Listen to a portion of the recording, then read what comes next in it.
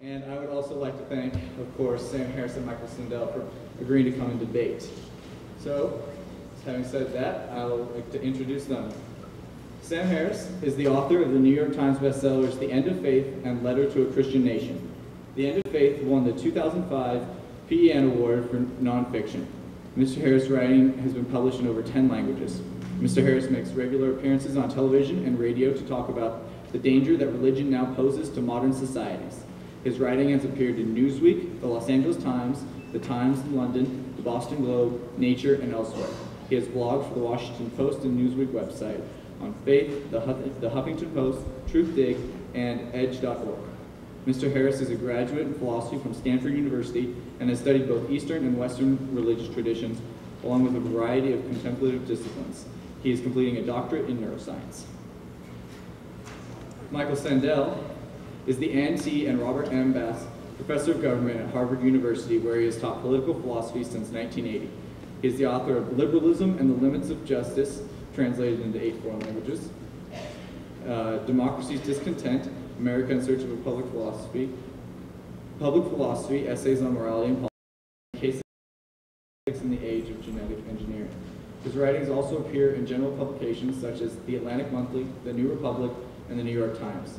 Sandel has lectured to academic and general audiences in North America, Europe, Japan, India, Korea, China, Australia, and New Zealand. From 2002 to 2005, he served on the President's Council of Bioethics, a national body appointed by the President to examine the ethical implications of new biomedical technologies. A summa cum laude Phi Beta Kappa graduate of Brandeis University in 1975, Sandel received his doctorate from Oxford University at DPhil in 1981, where he was a Rhodes Scholar. Our debate tonight, Religion in American Society, Threat or Necessity, will follow the following format. There will be introductions from each speaker and 3 questions posed to each speaker with an answer from Speaker A, which will be Mr. Harris, Speaker B, Mr. Sandel, and then Speaker A again. The question 2 will alternate with BAB and question 3 ABA, and then following will be final statements. So, the first question is first to Mr. Harris. Various critics, oh, I'm sorry, we're going to introductions now. We're skipping ahead. Okay, so introductions beginning with Mr. Harris.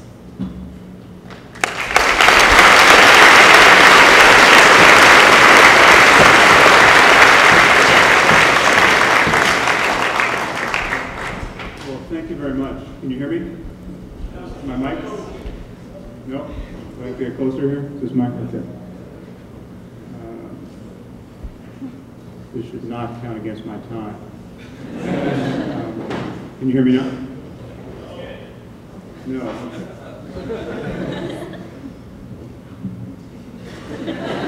Way to get this all the way. How's that? Okay. Well, it's really a pleasure and an honor to be here to speak to you all and to debate Professor Sandel on the subject of religion. I often begin any talk on this subject with an apology, because I'm bound to say some very derogatory things about religious faith. Given that we live in a country where 90% of people believe in a biblical God, I think I'm bound to offend somebody in this room. I want to assure you up front that that's not the point of my being here, and it's not the point of my writing my books. I'm not being deliberately provocative. I'm simply extremely worried about the role that religion is playing in our society. I happen to think religion is the most dangerous and divisive ideology we have ever concocted. And it is the only ideology that is systematically protected from criticism, both from within and without. We can criticize a person's beliefs on any subject, but it remains taboo to criticize his beliefs about God. And I think we are paying an extraordinary price as a civilization for maintaining this taboo. So over the course of this debate, I'm going to break this taboo rather enthusiastically. I just want to assure you that I'll be happy to take your comments and your criticism at the end and your questions. Here is my primary concern. We are living with the steady dissemination of 21st century destructive technology, and we are continuing to draw our vision about how to live from literally Iron Age philosophy. 79% of Americans apparently believe that Jesus is going to come back to earth and rectify all the problems we create for ourselves with his magic powers. And 20% of Americans apparently are certain that this is going to happen in their lifetime. This is precisely the sort of thinking we do not need. This is precisely the sort of thinking that discourages intelligent planning for an open-ended future. And needless to say, we could easily imagine a scenario under which prophecies about the end of the world could well be self-fulfilling. Now, as someone who has spent a few years publicly criticizing religion, I've become quite familiar with how people rise to the defense of God. As it turns out, there are not 100 ways of doing this. There appear to be just 3.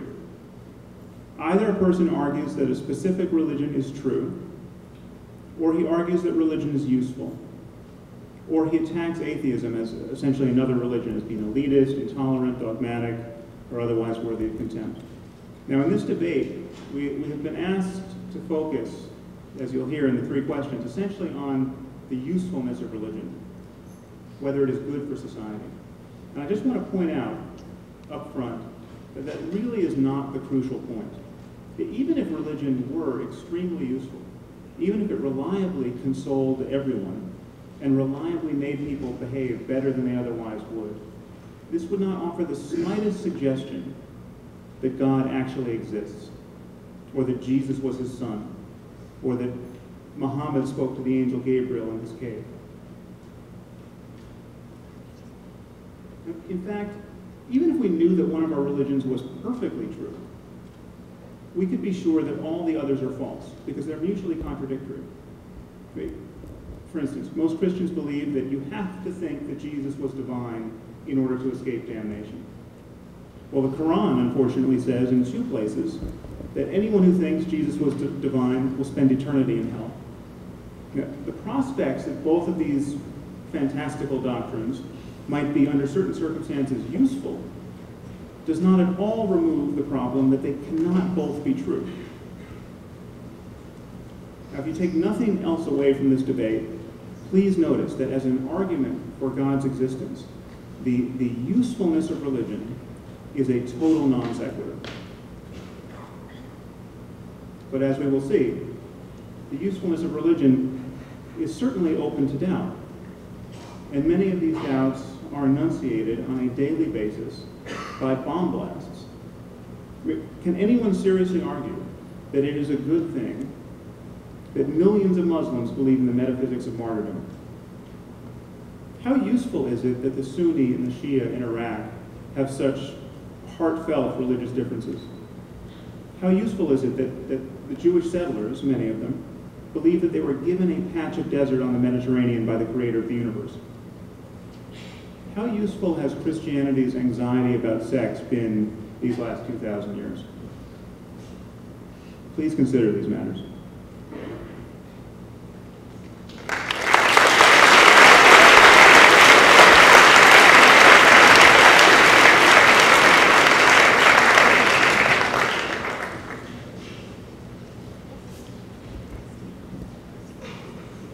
Well, thank you very much. Let me add my thanks to the organizers and to Hal and to all of you for joining us, and to Sam Harris for joining in our debate. I think it is first to address the topic of our debate. Is religion in American public life a threat or a necessity? I would say both. It's a threat and a necessity. All things important that move people and that shape people's ultimate concerns, be they secular or religious, pose a threat. They pose a threat in societies where, as ours, people disagree about questions of ultimate concern, whether they are religious or whether they are secular. And so it's always a challenge for a pluralist society to try to recognize the fact that politics is a risky undertaking, especially democratic politics, especially in pluralist societies. And so it's not uniquely religion that's threatening, it's any set of beliefs and convictions that people hold and bring with them into democratic public life. It's a necessity, because if we care about politics and a public life and a public discourse, that engages with the different ideals and values that people bring to public life, then in a society like ours, it's important to welcome, I would say, to welcome into the public sphere rather than exclude all voices, all convictions as part of democratic argument. Now, if you had a purely technocratic politics that didn't involve values or ideals, that didn't worry about questions of social justice or the common good or shared sacrifice, then you probably could imagine a politics that did not require as a necessity an engagement with moral and spiritual and religious convictions. But that would be an empty, desiccated politics, and it's not one that would sustain a very vital democratic life. I agree very much with what Mr. Harris says when he distinguishes between the question of whether religion is useful, politically or otherwise, and whether it's true. Those are different questions. And we're mainly going to focus on the first tonight. That's our assignment. But as for the question whether religion is true, it's a striking feature of contemporary debates about religion that there are some who say that science can disprove religion, or that science has disproven religion. When I hear this claim, I'm reminded of an experiment by a doctor early in the 20th century. His name was Dr. Duncan McDougall. Maybe you've heard of his experiment. He wanted to determine the weight of the soul, and he designed an experiment. He found a patient dying of consumption. He rigged up a bed on which the patient would spend his final hours, and the bed was attached to a scale, and he sat and he watched, and he looked at the scale, and he looked at the patient, and at the moment the patient died, lo and behold, the weight of the patient on the bed went down by, what do you think? Well, it was, yeah, three-fourths of an ounce. He had found, Dr. McDougall had, the weight of the soul. And then he repeated the experiment with dogs instead of people, and there was no weight loss. That would seem to suggest that humans have a soul, he thought, but dogs don't. And then someone else did an experiment on mice, a Los Angeles school teacher. He put a live mouse on a balance pan with a lump of potassium cyanide. And then, watching carefully, he put the lump of cyanide into the beaker. And the mouse died within 30 seconds, and the balance arm dropped. The mice, it seemed, had very heavy souls. But how decisive was this experiment? You might conclude that the mouse that died was a particularly saintly mouse.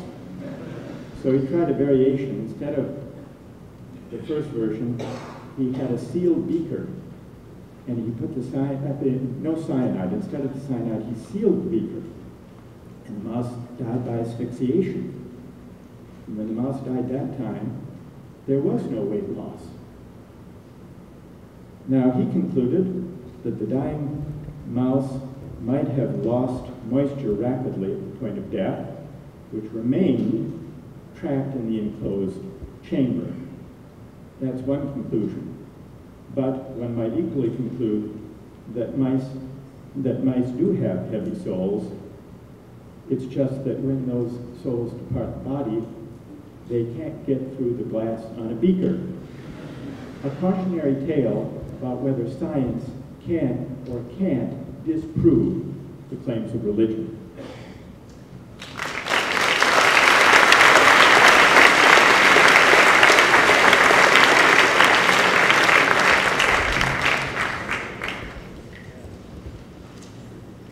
For our first question, Mr. Harris will have 3 minutes to respond, then Mr. Sandell has 5 minutes, and Mr. Harris will have 2 minutes to give his response.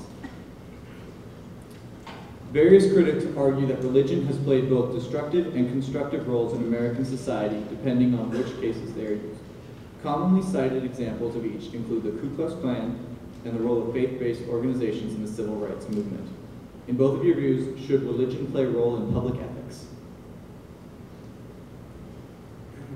First, let me just say in response to Professor Sandel's last piece, it should be clear to everyone in this room that the remedy for bad science is good science, not religion. I hope that doesn't require too much argument.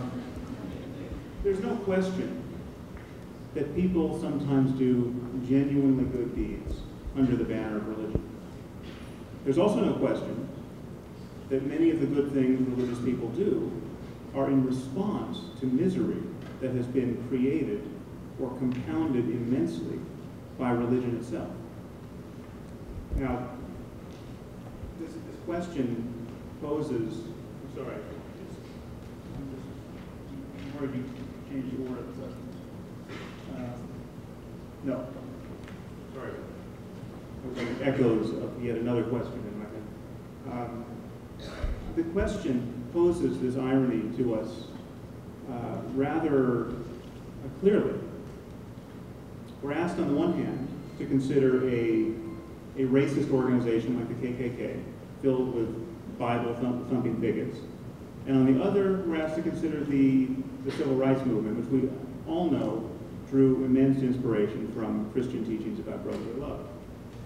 Now, this seems to suggest a neat opposition between the pros and cons of religion, and we're asked to wonder which way the balance will swing.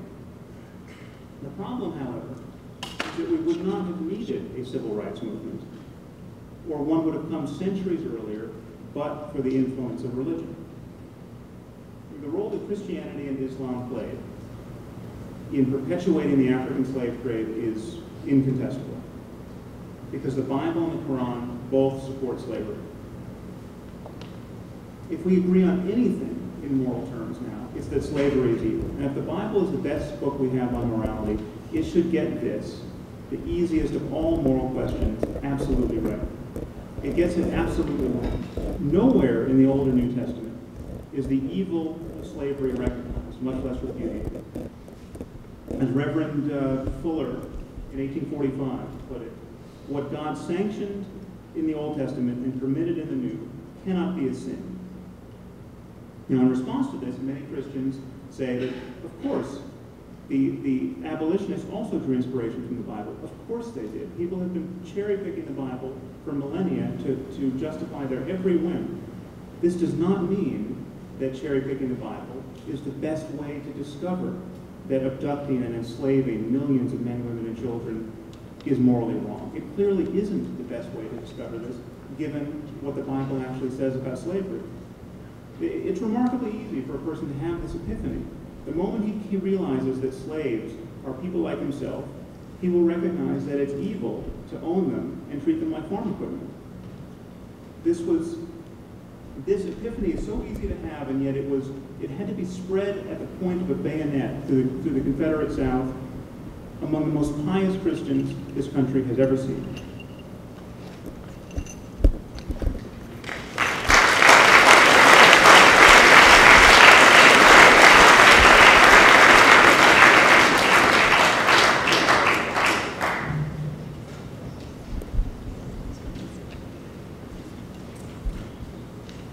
In answer to the question, should religion play a role in public ethics and democratic debate, my answer is yes. I'm for the separation of church and state, but not for the separation of religion and politics. The difference is this: there should be no officially established religion or church. That's a fundamental principle of American liberty.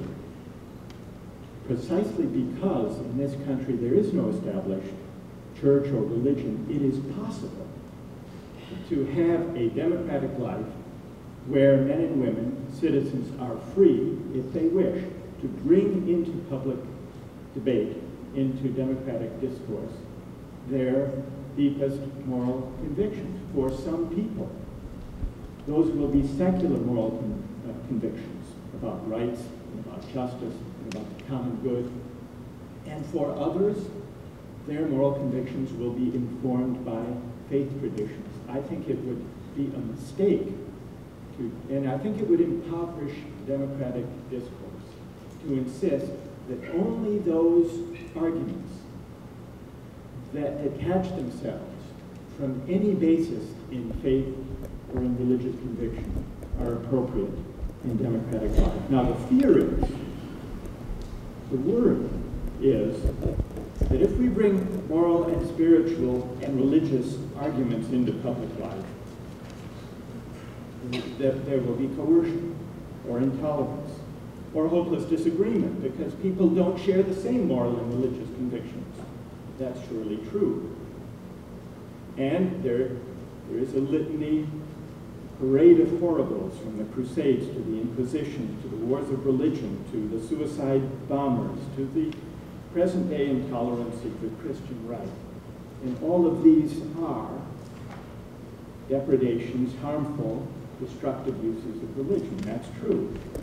But it would be, I think, a shallow debate, not worthy of Pomona College, for us to compare, and I'm not sure what the result would be, to compare the devastation and the evil and the violence wrought by the list I've just given and the list of secular tyrants and dictators and ideology, from Stalin to Hitler to Mao to Pol Pot to Saddam Hussein, who, by the way, unlike Osama bin Laden, was a secular tyrant, not a religious one. It would be a foolish exercise for us to try to weigh, like in balance scales in that earlier experiment, which is worse. I think the conclusion probably would be that up through the 19th century, religion was responsible for more wars and deaths and violence.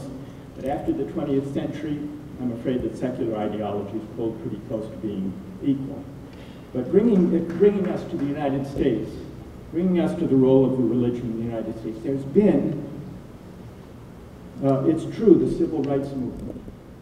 Martin Luther King is inconceivable. Look at Martin Luther King's speeches, his moral arguments, inconceivable without reference to Christianity. Go back to the condition of slavery that made the civil rights movement necessary. The most powerful and influential voice and movement in the United States against slavery in the 1830s and the 1840s were abolitionists, many of whom were evangelical Christians who argued that slavery was a sin. So religion has a mixed record. It's unavoidable that it has a mixed record in public life. We think of William Jennings Bryan as the opponent of Darwin, which he was, and in the Scopes trial. But he was also, he transformed the Democratic Party into a progressive movement with social gospel, drawing on the same Christian sources that led him to oppose Darwin, that led to women's suffrage, the federal income tax, and that also included the opposition to capital punishment. There's been a revival of religion in American politics on both sides of the political spectrum, so much so that in the 2000 election, there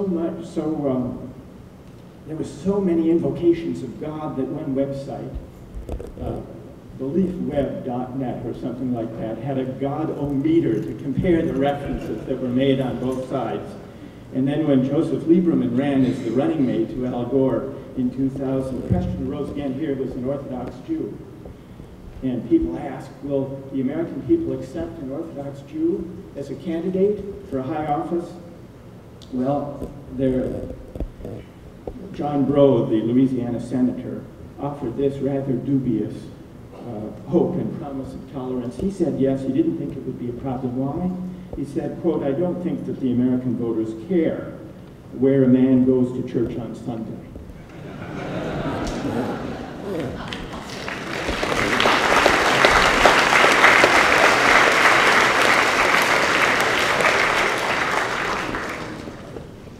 I think we should take up this canard about the secular crimes of the 20th century in the Q&A period, because this is without a doubt the most common retort to my argument, and it should be given a little time. While people clearly do good things in the name of their faith, it seems to me that religion gives people bad reasons to be good, where good reasons are actually available. I mean, ask yourself, which is more moral? Feeding the hungry, protecting the weak, helping the poor, out of a mere concern for their suffering, or doing so because you think the creator of the universe wants you to do it.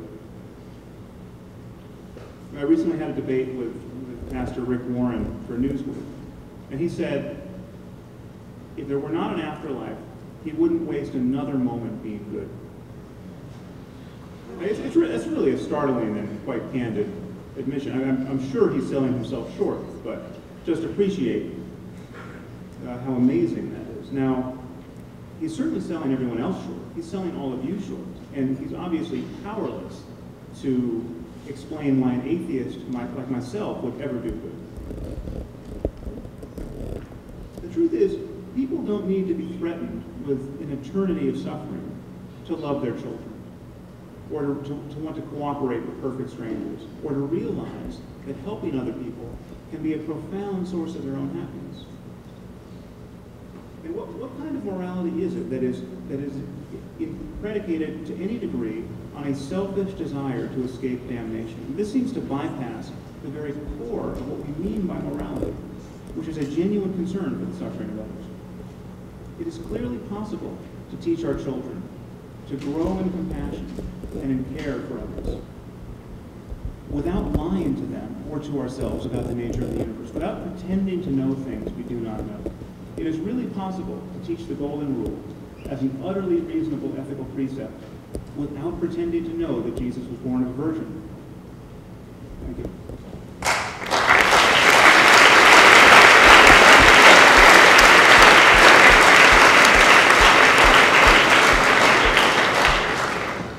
It's a very narrow conception of what it means to act out of a faith tradition. I think we're going to move on to our second Oh, I'm question. sorry. Yeah, we're going to move I'm on. sorry. We'll save that. I was like an automaton. Yeah. We'll say that. For this question, Professor Sandel will get 3 minutes to respond, and then Mr. Harris 5 minutes, and then Mr. Sandel will have 2 additional minutes to pose a response. Our second question. In the introduction to public philosophy, Professor Sandel points to the extent to which moral values were seen as the deciding factor in the follow-up analysis of the 2004 election. How have religious values in the U.S. impacted the current administration? Beyond this, do you think that religious values contribute to a better and healthier civil society? You have 3 minutes.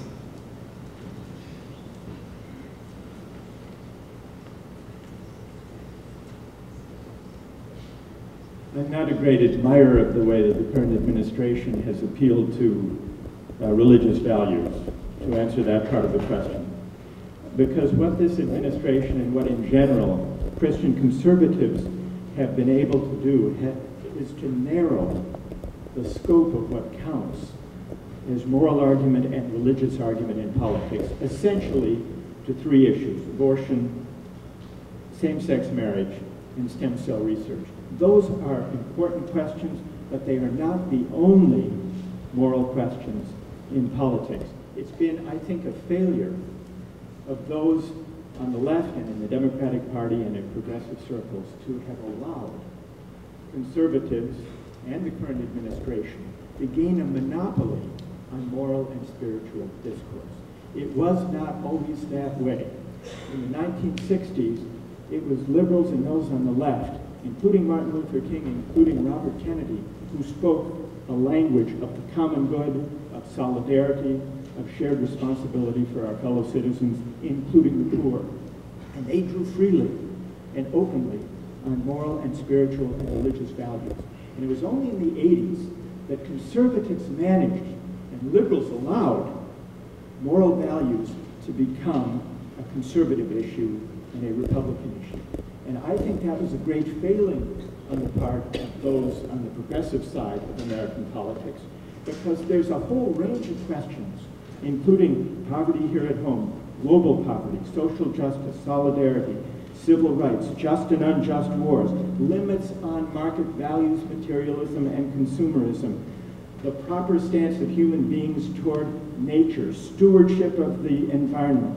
All of these questions are moral questions and spiritual questions, and partly, at least partly, for a great many people, questions that can be informed by faith and religion. And as I was saying before errantly, I think it's a great mistake, especially when you consider this range of questions, to think that all it means to draw on religious faith in making moral arguments about politics or the common good, all it means is to say, I'm doing this because I'm afraid that I will, because of the afterlife, out of concern for what's going to become of me in the afterlife. There may be some people who think that way.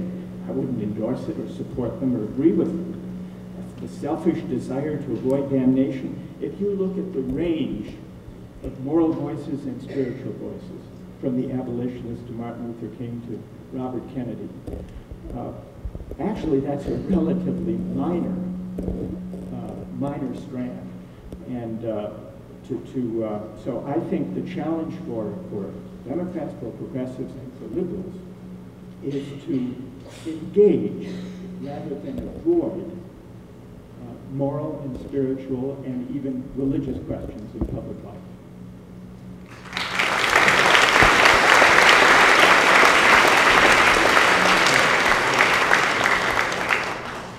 Well, when considering the influence of religion on social policy and the public sphere, it's useful to look at the most atheistic societies on the planet, countries like Sweden and Denmark and the Netherlands. These are, in many respects, the most moral societies. They have far lower levels of violent crime than we do. They are far more generous to the needy, both within their own borders and throughout the developing world. In Sweden, for instance, which opposed the war in Iraq, has nevertheless granted asylum to more Iraqi refugees than any other country, and many, many more, an order of magnitude more than we have. Now, in any case, I think that the phrase religious values in this question is misleading. There are things that religious people value, which they should value, and which all sane people value, and which are therefore not in principle religious. And there are things which religious people value, which they should not value, because they're merely the product of religious superstition and religious tribalism. Now, it should be one of our primary values to teach our children to care for other human beings. It should not be one of our primary values to teach them to fear and despise homosexuals. It should be one of our primary values to check the spread of disease wherever we can and throughout the developing world. It should not be one of our values to preach against the use of condoms in AIDS-riddled villages in Africa. And anyone preaching or practicing those values should be treated like a dangerous imbecile. And it doesn't matter if he happens to be the Pope. What special competence does a priest or rabbi have to judge the ethical implications of stem cell research or preventative war or family planning? I think the answer is none. It seems to me that knowing a scriptural tradition well is no more relevant to questions of ethics than it is to questions of astronomy. Religious scholars can tell us, and theologians and priests and imams can tell us what their congregations believe on a wide variety of subjects, and believe, I think, almost invariably on bad evidence. They can tell us what you ought to believe according to these scriptures to escape damnation. But what they cannot do, or can do no better than butchers and bakers and candlestick makers, is tell us why these precepts are ethical. I mean, is it ethical to kill a person for changing his religion? I would bet my life that the answer is no. And yet, according to a recent poll, 36% of British Muslims between the ages of 16 to 24, disagree with me and think that anyone who leaves their faith should be put to death. It turns out they are on firm ground theologically. It's time we admitted that theology is a branch of human ignorance and is not a receptacle of wisdom on ethical questions. The truth is, we do not get our morality from religion. We have moral intuitions that are hardwired in us, in which we have elaborated through thousands of years of talking about the causes and possibilities of human happiness. Much of this conversation has gone on in religion, but much of the best conversation hasn't. Now, religious people are right to believe that we don't make up our morality out of whole cloth, that it's not merely a cultural product. But we're not the only animals with moral impulses. We stand on a continuum with other primates. It is not a surprise, given how social, how gregarious primates are, that evolution would have selected for a range of social and ethical instincts and concerns.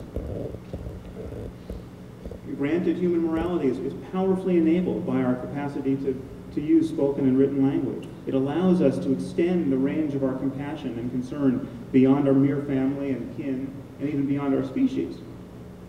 But I would point out our stupidity and cruelty has also been powerfully enabled by language.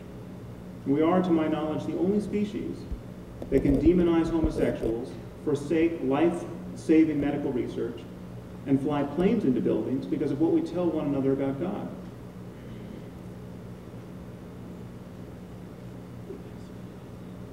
We read the Bible, and we come to a verse like in Leviticus where it says that if a woman is not a virgin on her wedding night, she should be stoned to death on her father's doorstep. Okay. We choose to reject this pearl of ancient wisdom and focus on something like the golden rule. And we do this based on our own moral intuitions. Okay. The guarantor of our morality is in our brains, not in our books. Thank you.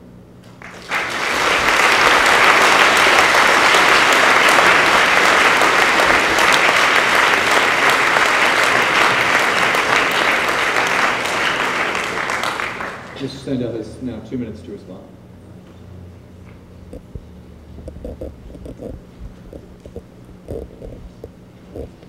Sweden has an established church, by the way, and those Scandinavian countries which are so enlightened are so in part because of a very strong Lutheran moral tradition. As for the, I think there's a general, perhaps here's the main difference. I'm beginning to understand perhaps the main difference between us. When I think about the way in which religion and faith traditions can inform moral argument, I have in mind interpretive, argumentative traditions, as for example in just war theory, which is largely the product of the Catholic tradition of moral reasoning and moral casuistry, or the Talmudic tradition with open and competing interpretation, including the winning arguments and the dissents, both recorded. I think that Mr. Harris, as I listen to him, has in mind the idea that for religion to enter into moral or political argument is for us to be captives of a kind of mindless following of precepts or revelation or fear of damnation. And there are some people who approach their religious convictions that way, but that isn't the only way that religion plays a part or informs people's moral convictions. I was beginning to wonder what alternative moral sources Mr. Harris had in mind, and I don't think religion is the only source of moral argument, but I begin to get a little bit uneasy when I hear that morality is hardwired, and that that's what we can rely on. I thought perhaps you would invoke Immanuel Kant or John Stuart Mill or other secular moralists, but hardwired to be discovered by science, that worries me. I also think scientists, Steve Weinberg, a great physicist, said that anything that we scientists can do to weaken the hold of religion should be done and may in the end be our greatest contribution to civilization. I think this is a kind of scientific overreaching, or rather the overreaching of scientism, that actually undermines rather than supports the idea that science and religion are, as I think they are, perfectly compatible.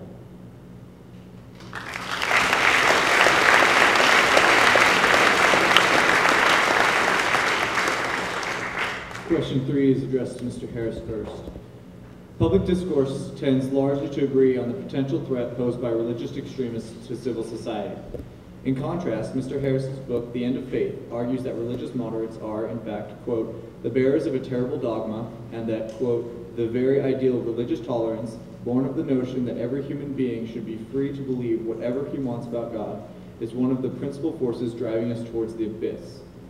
How then should we regard the position of religious moderates within society? Well, first let me state the obvious. Religious moderates are better than religious extremists. They don't kill people over their religious beliefs. They don't fly planes into buildings. They don't smother their children in botched exorcisms and then imagine it was all the will of God. They don't ascribe tsunamis and hurricanes to lack of faith. And Professor Sandel seems to be arguing for a position of religious moderation, so I think we should go into this a little bit.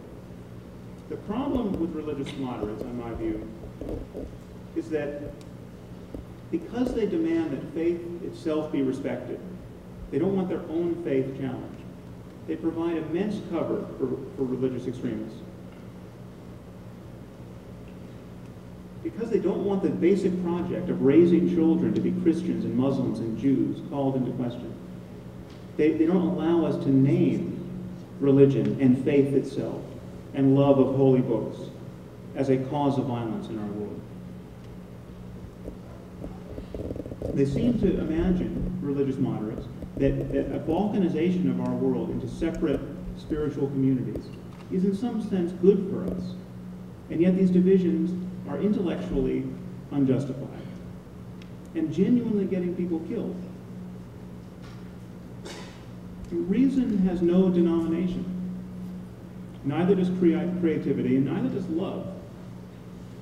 But faith has many. And they are erected by dogmatism. And they're being sedulously protected by religious moderates. Whenever non-believers like myself criticize Christians for believing in the imminent return of Christ or in damnation, or Muslims for believing in martyrdom, we hear that we have overlooked a shimmering ocean of nuance, that there's a far more rational version of faith on offer. Okay, we're invariably told that we are being as fundamentalists as the fundamentalists. But there are several problems with this defense of religion.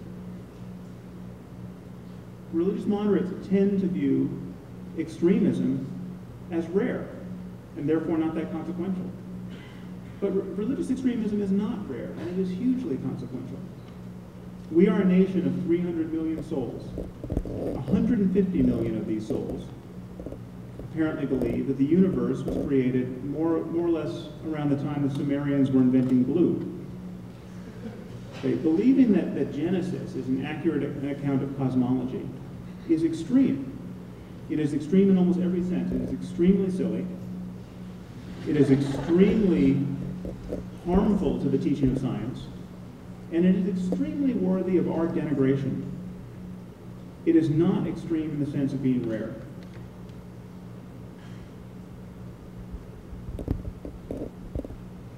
Thank you.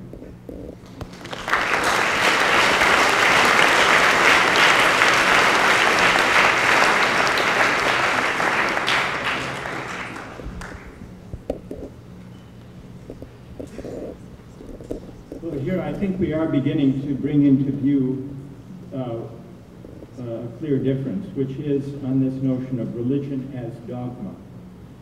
I'm against dogma. I don't defend dogma. And I don't think that dogmatic arguments are good ones to have in politics or in democratic life. I'm against them. I would say two things. First, religion has no monopoly on dogma. And secondly, religion isn't necessarily dogmatic. Just in the way that religion has no monopoly on violence and killing. So the real question is, what is, how can and how has religion and how have faith traditions informed moral and political debate in a way that is other than dogmatic?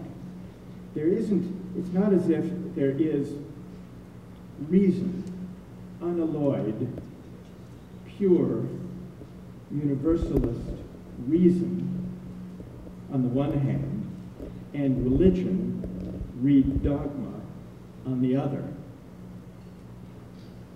First of all, the kind of reason that is at stake in moral reason, in reasoning about the nature of the good life, for example, or reasoning about the obligations we have to the affluent have to the poor, or reasoning about what is a just war and what is an unjust war. There is not some kind of pure, unalloyed, uncontestable reason as if it were a matter of logic or mathematics or hardwired in our brains. The kind of reason involved in moral and political debate is essentially contestable reason. That's why there are interpretive traditions, both secular and religious, that involve context, argument, open-ended interpretation. Democratic life at its best should be an engagement of reason of that kind. But the very fact that people disagree about what's a just war, or what serves the common good, or what is our obligation to the poor, or whether there should be embryonic stem cell research or not, or whether market societies should be reined in certain domains for the sake of higher goods. All of those arguments involve contestable reason. That's moral reasoning is like that. So it's not as though we have an algorithm or a mathematical logic or a hardwired faculty that can crank out the answers. If that were true, democratic life would be neither possible nor necessary. Now, what about science? There is no science of moral reasoning, no reason with a capital R. In fact, those who have asserted that there is, who were confident that there was a single uncontestable reason with a capital R, were tended also to be those people who thought that history had a certain and a final destination.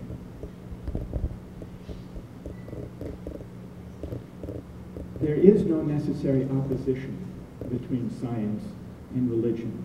And the tendency of many scientists today, not all, polls show that about half of scientists claim to be religious and half claim not to be. So it's not as though that's a settled matter that pure reason dictates either.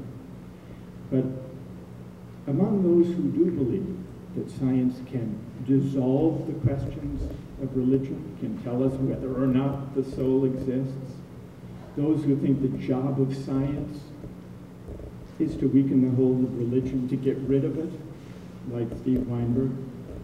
Jim Watson put it another way. He said, if we scientists don't play God, who will? The reason that's a mistake, first of all, it's not true that science can tell us through experimentation whether or not the soul exists. But more than that, you know those debates about whether evolution should be taught in the schools or whether so-called intelligent design should be? Those fundamentalist parents who are against teaching evolution, they say, if you teach science, you're going to destroy my child's faith. And when people like Steve Weinberg and Dawkins make it their job to say, yes, the role of science is to disabuse us, to disprove religion, they're actually, if you think about it, they are in league with those Christian fundamentalists who say, if you're going to teach evolution, that violates my religious liberty. I'm going to pull my child out. I think they're both wrong. Both those who overreach among the scientists and the Christian fundamentalists who refuse to expose their children to science for fear that it will destroy their faith.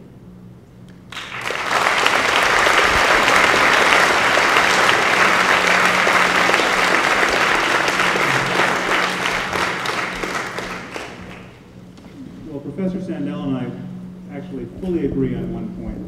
The problem is dogma. Absolutely. It's just that religion has more than its fair share of dogma.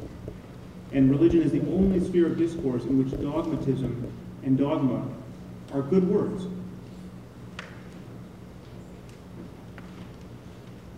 There is no science of reasoning, as Professor Sandel just pointed out, but there is a conflict between good and bad reasons, inherently a conflict between good and bad reasons, and it is zero-sum. Now, religious moderates tend to imagine that there is a bright line separating religious moderation and religious extremism, but there is no such line. Scripture itself is a perpetual engine of extremism. because he may be many things, but the God of the Bible and the Quran is not a moderate. The more closely you read these books, the more you grant them credence, the more you will be convinced that heretics and apostates and unbelievers are fit to be ground up in God's loving machinery of justice. Religious moderates invariably claim to be more sophisticated than fundamentalists and the atheists who take a fundamentalist reading of these books. How does one become a sophisticated believer? By doubting the contents of Scripture, by reading it selectively, by allowing new knowledge to trump ancient fairy tales. Okay. Moderates are almost never candid about this dynamic. It is one directional. Religion loses its mandate on 1,000 questions, and science answers them.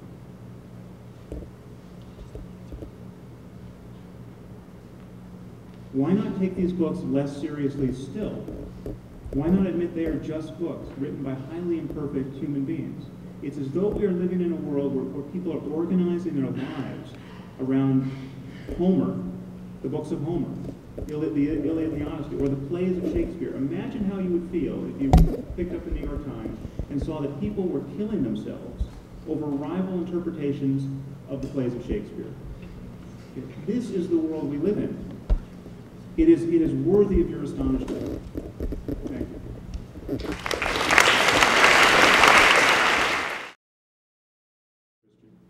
Why would someone make that latter choice? Whatever is useful in our religious traditions, we can use. But whatever is true about our circumstance in ethical and spiritual terms is discoverable now. I mean, this is why the science really does transcend the vagaries of culture. There is no Jewish chemistry and Hindu biology. You know, the Muslims invented algebra, but anyone who would think algebra is somehow Muslim now has not understood algebra. Any real knowledge rises above its cultural contingency. This could be true, and is true, ethically and spiritually as well. Whatever is true about us in those domains is not a matter of mere culture. It's not a matter of geographical accident. And this whole business about respecting people's religious beliefs, when was the last time anyone in this room was admonished to respect another person's beliefs about biology or history or economics? We don't respect people's beliefs. We evaluate their reasons, and when their reasons are good enough, we helplessly believe what they believe. Good reasons are contagious. This is what it is to be a reasonable human being. And yet only on the subject of religion are we persuaded that the rules change, that you have to stand by and pretend not to notice when people claim to know things they manifestly cannot know. And Mommy claims to know that Granny died and went to heaven. Mommy doesn't know this. And she is either lying to herself or lying to her children.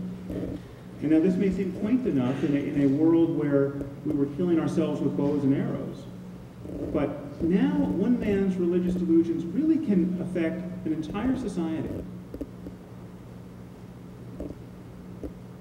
You know, I think civilization is passing through a bottleneck with 21st century destructive technology on the one hand and Iron Age superstition on the other. And we're either going to pass through it or we're going to destroy ourselves. Now this may seem like a grandiose fear to you, but civilizations end. We're part of history. There is no guarantee things can't go spectacularly wrong for us, especially in a world that has been shattered into competing moral communities. And especially with communities who think that the end of the world may just be a good thing, that on the other side of the wreckage, there'll be a glorious eternity awaiting the good people. Okay, these ideas are amazingly well subscribed. They are completely without foundation. And yet, we have all been told, since the moment we were born, that it is indecent to criticize them. It seems to me that it is the responsibility of everyone in this room to help break this spell. Thank you very much.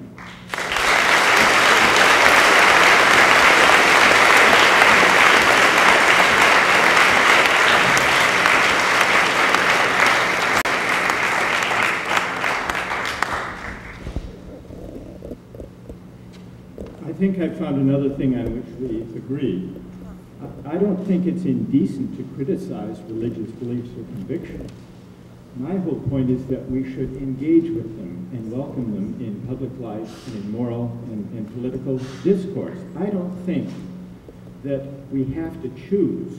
Here's where we disagree. I don't think we have to choose between respecting people's moral and religious beliefs and evaluating the reasons that lie behind those beliefs. My idea of moral and religious argument and political argument in a democracy is that we respect the beliefs of our interlocutors, including those with whom we disagree, and at the same time, we evaluate and engage with them.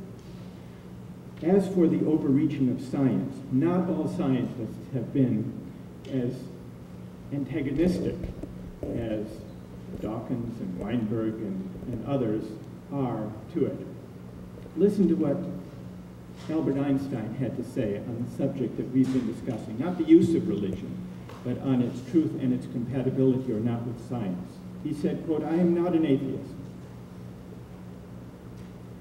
The most beautiful emotion we can experience is the mysterious. It is the fundamental emotion that stands at the cradle of all true art and science. He to whom this emotion is a stranger, who can no longer wonder and stand wrapped in awe, is as good as dead, a snuffed out candle. To sense that behind anything that can be experienced, there is something that our minds cannot grasp, whose beauty and sublimity reaches us only indirectly. This, Albert Einstein said, is religiousness. In this sense, and in this sense only, he said, I am a devoutly religious man. Doesn't require dogma, doesn't require an opposition between science and belief, but a certain humility in the face of what we don't know, even when we come to know and strive to know, thanks to science, a great deal. That's on the question of truth and whether science disproves religion. On the question of use, which has been at the heart of our debate. Yes, admitting religious arguments into public life poses a threat, but so does admitting all arguments and concerns that people care about. There is another threat, though, is trying to keep religion out of moral and political debate in a democracy.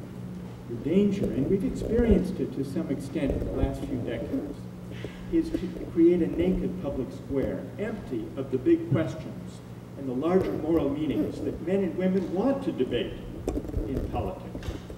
And so what that does is to create a moral void. And a moral void will always be filled by the most narrow, intolerant moralisms. Fundamentalists will rush in, where men and women willing and able to debate and to engage with their fellow citizens, to respect beliefs and to evaluate reasons. That seems to me a greater way of staving off the inescapable threat and challenge of life in a democratic society where people disagree.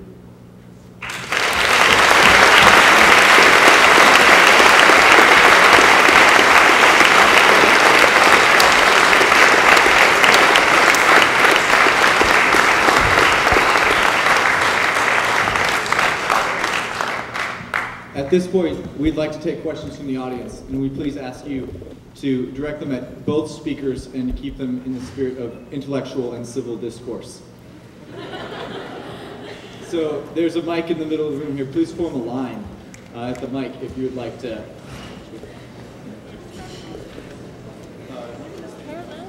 Hey.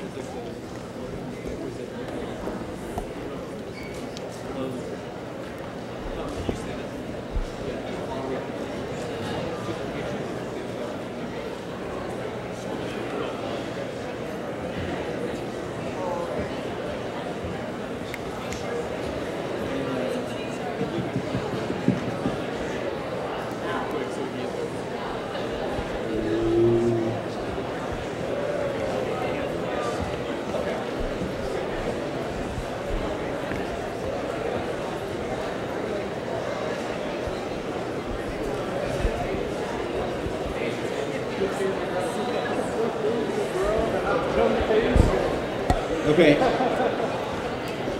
I think we'd like to take our first question. We could. A little quiet. First question. Hello. Thank you both for coming here today and sharing your views with us. I was wondering if I could ask you guys about kind of a more personal question. I'd like to know what you guys think about the song Imagine by John Lennon. He says things like, imagine there's no religion, imagine there's no heaven, imagine there's no countries, imagine there's no possessions. I want you to maybe talk about why he groups these things together and why people think, this is a positive song. Why is this a message of hope?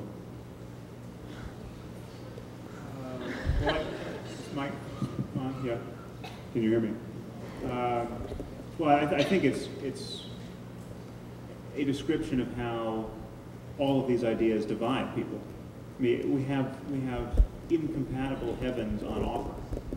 We have incompatible claims about a certain book being dictated by the creator of the universe, and for as long as people have been making these claims, people have been dying on either side of them. And so it's true.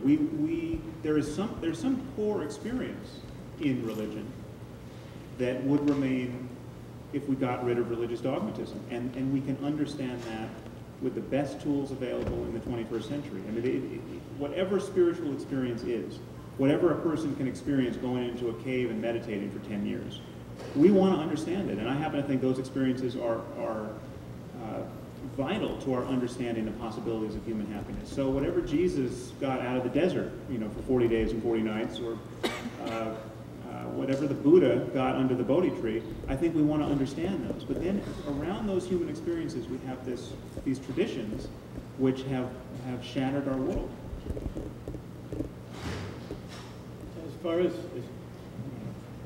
As far as the John Lennon imagination of a world where there were no religious differences, where there were no national differences, no ethnic differences, perhaps also no linguistic differences, that is a vision that has tempted moralists for a very long time.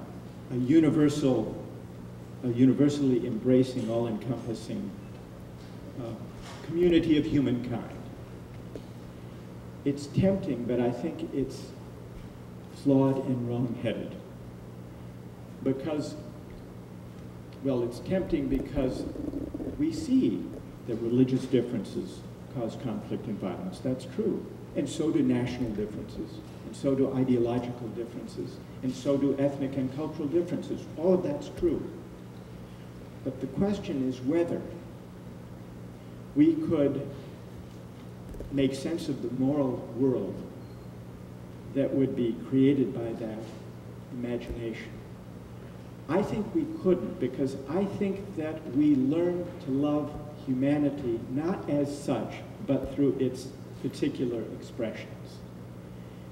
And it's very difficult to identify with everyone in the world to the same degree as we identify with our families, with our friends, with our comrades, with our fellow citizens, and so on. Some would say that's just a weakness of the human moral imagination and the reach of our sympathy, but I think it points to something essential about our moral lives, that we should aim to a universal horizon of human concern, but the only way we can aim at that and cultivate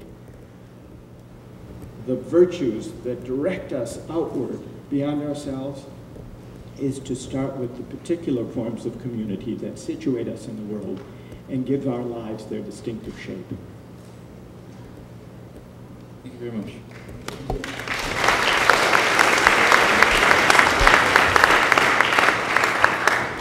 I'd actually just like to take a moment to respond to Michael's answer. By the logic of your response, it sounds like we could never possibly hope to get rid of racism.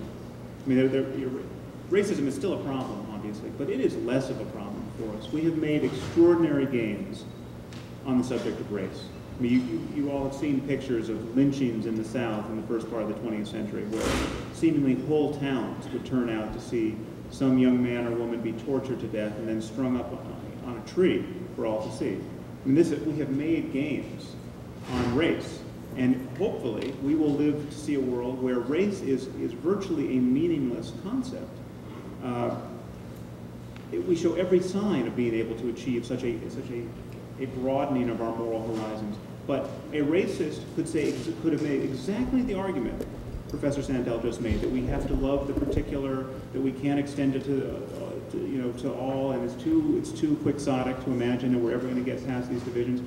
I'm obviously not calling Professor Sandel a racist. I'm saying that we should not imagine that extraordinary sea changes in the way we see the world are impossible. Well, there was a debate during the civil rights movement between two approaches to getting rid of racism. One was the ideal of assimilation, the colorblind idea, and the other idea was the idea of taking pride in one's own people and building up African American studies, for example, and learning about one's own tradition and coming to take pride in it. The first was the universalist, the assimilationist way, the colorblind way, which Justice Roberts on the Supreme Court just invoked that ideal, by the way, in striking down school desegregation, voluntary school desegregation plans. The second way, I think, was the better instinct, the one that encourages every group, every people, every nation, and here we're moving beyond race, to take pride in the distinctive traditions and goods that their history and shared memory reflects, which is not exclusivism, which is, in a way, pride can be a basis for engaging with other traditions, learning from them, and growing.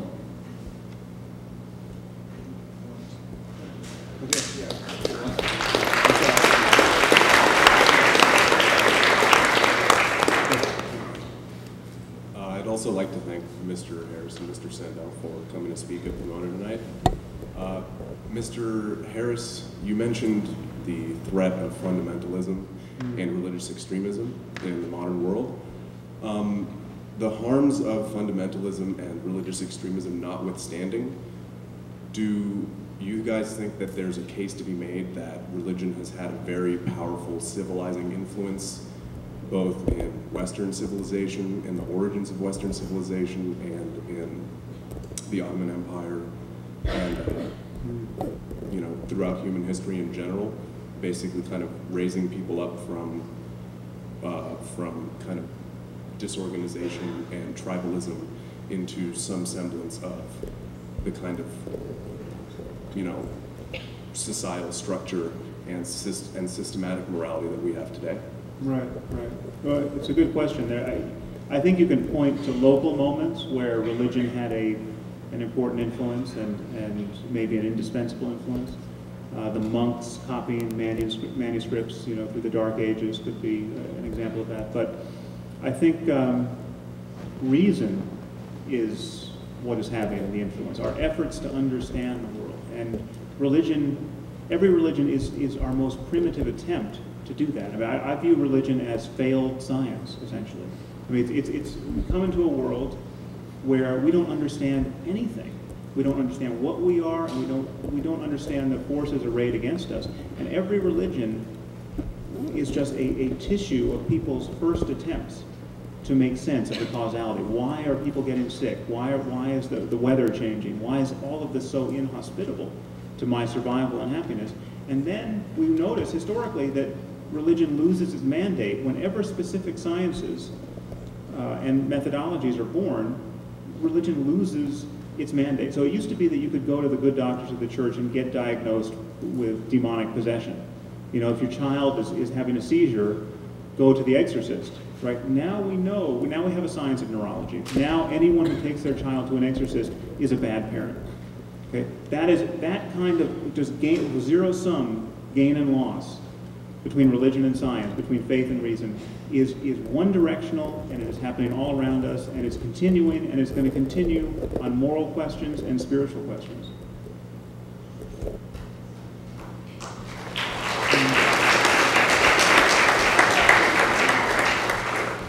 I don't think religion has failed science. Most of religion is certainly not only a set of ways of trying to explain natural phenomena that are later displaced. Religion includes those elements, But if it were true that religion were failed science, then Mr. Harris's job would be much, much easier, and he could be an optimistic man, because we live in an age of science. We've seen in recent centuries the dramatic progress in science. And if religion has simply failed science, then we can expect religion to wither away as science advances. And there have been many people from the Enlightenment forward and up through Marx and others who thought this would happen. But it is a striking feature of our age of science that, if anything, religion has reasserted itself rather than faded away.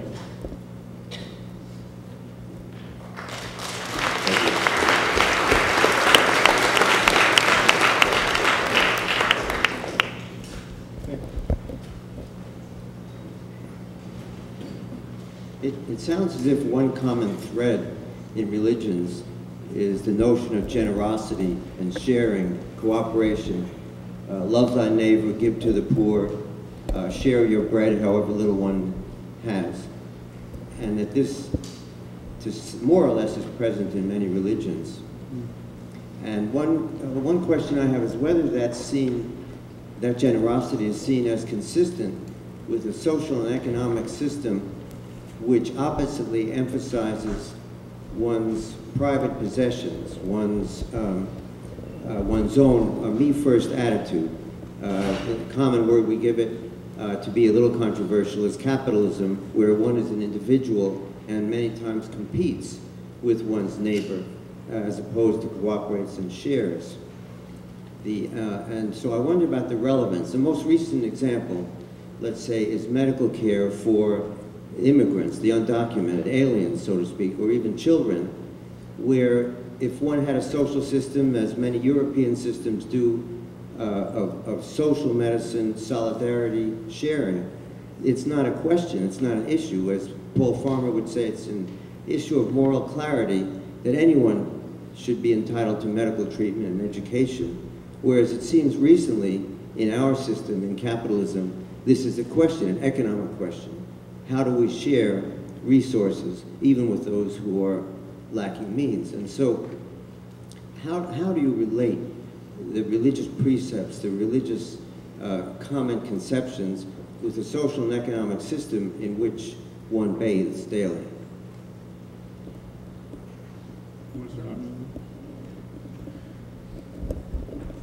There are, well, it's true that many religious traditions do argue for helping one's brother or one's neighbor, though in some cases that's within the context of enclosed communities that don't reach beyond the bounds of the community.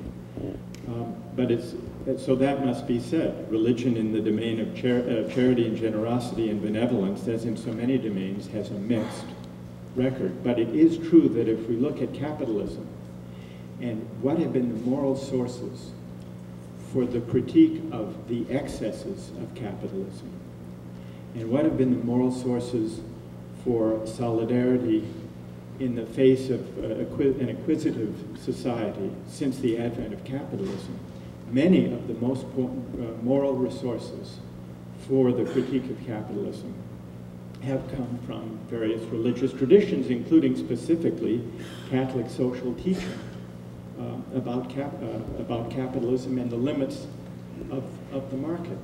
There are precious few sources, moral resources in our societies to criticize the excesses of individualism, consumerism, and materialism that go with capitalism. But Catholic social teaching in particular, and other religious traditions, have been among the most prominent sources of that line of critique. Two things I would say briefly to that. One is that almost everything that has ever been done has been done by religious people. I mean, there's just been nobody else to do the job. Okay? Every bridge that was ever built, etc. So it's not an argument to say that religious people have done all these good things historically. 9 out of 10 people in this country describe themselves as believers. A salient counterexample is a place like Sweden, which, although it does have a state church, something like 60 to 80% of people claim to be atheists, depending on how the question is asked. And they have all these social services, and their society has not unraveled.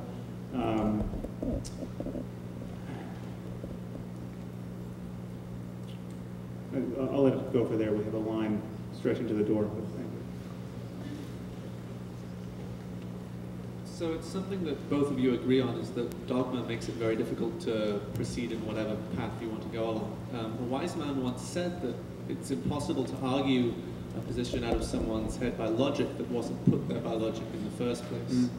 What tactics and strategies would you suggest to this crowd to overcome that, if not impossibility, then great difficulty? Well, let me just say that that is, well, a clever line, I think, a myth. I've received, at this point, tens of thousands of emails from people who have lost their religious beliefs. And they got there by some process of reasoning. I mean, some contradiction was just too glaring to be overlooked. They just could not believe that the book they kept by their bed was dictated by the creator of the universe. Both because there's not a single sentence in there that could not have been written by somebody in the 1st century AD, if it's the Bible. And if you imagine a book authored by an omniscient deity and imagine how good that book could be, it just seems crazy to believe that this is a magic book. So all of these ideas, these beliefs are vulnerable to reason because we desperately want to understand the world. Nobody wants to be wrong. Nobody wants to be wasting their time. Nobody wants to be lying to themselves and to others. And nobody wants their beliefs to fail to map onto reality. And yet the problem is, because it is taboo to really challenge people's religious beliefs and exclude them from certain conversations if they maintain them without evidence, the way we do with astrologers and people who believe that Elvis is still alive and people who are getting abducted by aliens. And I mean, those people don't make it to our boards of directors. They don't become presidents of universities, but you can become, you can reach the highest level of responsibility in our society believing that a cracker literally becomes the body of Jesus if you say the right Latin words over it. And that is a problem because these beliefs are unchallenged. I think it's an important question. I think it's fine to challenge religious beliefs, so we have no disagreement about that. The question is how, and here I go back to the idea that respecting beliefs and evaluating the reasons and challenging those beliefs are not incompatible. I think they go together. Let me give you one small example of how this can proceed. We've spoken briefly about the debate over embryonic stem cell research, which is the view of the opposition, largely informed by a religious conviction that the early embryo is morally equivalent to a person. And I was engaged and kind of thrust into these debates in the President's Council on Bioethics. I'm a defender of embryonic stem cell research, but I do recognize that if they are right about the embryo and its moral status, then there should be no embryonic stem cell research. So the question is, how do you argue about the moral status of the fetus? And there were a number of exchanges. I put a question to one of the members who had a colleague who has a very strong Catholic opposition to it. And I asked whether he considered that extracting stem cells from a 5-day blastocyst was as morally abhorrent as yanking organs to save other people's lives from a 5-year-old child. And he said, to his credit, he gave a principled answer, which was yes, he did think so. Now, I didn't persuade him with that question, though a lot of people who are trying to sort it out, I think, did find that clarifying. And then there can be follow-ups, like, well, if killing the blastocysts in stem cell research is like infanticide, what about the embryo loss, the rampant embryo loss that takes place in natural pregnancy? Isn't that an epidemic then of infant mortality? And shouldn't we be doing everything we can to stop it? And so we had an exchange, but it's perfectly possible. Simply because someone has a religiously informed moral conviction doesn't mean that it's either exempt from challenge, or that it's not susceptible of reasoned moral argument. I would just add one piece, that the terms of faith make it immune to moral argument. The faith card, when played, is essentially taking one's beliefs off the table of rational discussion. They say, it's simply a matter of my faith. I know that there are souls in those petri dishes, and it is though their interests are equivalent to the interests of little girls with spinal cord injury. And I know this is a matter of faith. Or it says it in my book. Now, it doesn't say anything in the Bible relevant to stem cell research, but if it did, you can be sure this would be even more intractable a problem. If there were a line somewhere in the New Testament where Jesus said, oh, by the way, if you ever get to manipulate the eggs of life in little dishes, stay away. Therein lies the path to hell. We would cut this off at the root, probably the most promising line of research in biology. But as Professor Sandel just exemplified, people, in their effort to make their beliefs cohere, are vulnerable to argument, and he and I have used very similar arguments in favor of stem cell research.